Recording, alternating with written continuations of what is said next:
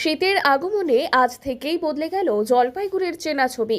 ভোরের আলো ফোটার আগেই ঘন কুয়াশার চাদরে ঢেকে যায় গোটা জলপাইগুড়ির শহর সহ ময়নাগুড়ি, বানারহাট, ধূপগুড়ি সহ জেলার বিস্তীর্ণ এলাকা। দীর্ঘ সময় পর এমন কুয়াশা আর ঠান্ডা অনুভব করে শীতের মোটা পোশাক বের করতে বাধ্য হন সাধারণ মানুষ। আবহাওয়া দফতর সূত্রে জানা গিয়েছে, এদিন ভোরে তাপমাত্রা ছিল প্রায় 11 ডিগ্রি সেলসিয়াসের আশেপাশে। উত্তরবঙ্গে ধীরে ধীরে শীতের দাপট বাড়ছে বলেই ইঙ্গিত দিচ্ছেন আবহাওয়াবিদরাও। সকাল থেকেই রাস্তাঘাটে দেখা যাচ্ছে শীতের সেই চেনা ছবি। এই যে শীত তো পড়ে গেল, হ্যাঁ কেমন অনুভব হচ্ছে? হ্যাঁ দারুণ। ঠান্ডা লাগছে? হ্যাঁ ঠান্ডা লাগছে তো, একটু ঠান্ডা লাগতেছে। ঠান্ডা লাগছে।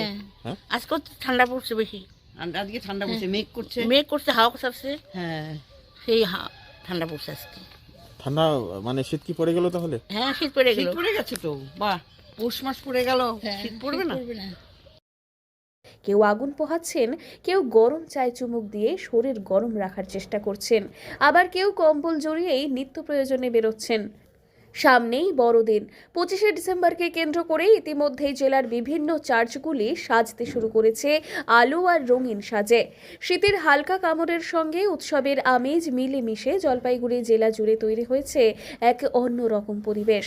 শীতের আনন্দ উপভোগ করতে পর্যটকদের ভিড়ও বাড়তে শুরু করেছে জেলার বিভিন্ন পর্যটন কেন্দ্রে। হ্যাঁ, আজকে একটু ঠান্ডা পড়ছে। অন্যান্য জায়গায় তো দেখা যাচ্ছে দারুণ কুয়াশা পড়ছে, যার জন্য খেলাটাই হইতে পারলো না, এরকম হয়েছে। বন বাংলো থেকে শুরু করে নদীর ধারে পিকনিক স্পট কিংবা ডুয়ার্সের প্রাকৃতিক সৌন্দর্য সবকিছুই যেন শীতের ছোঁয়ায় আরও মনোরম হয়ে উঠেছে।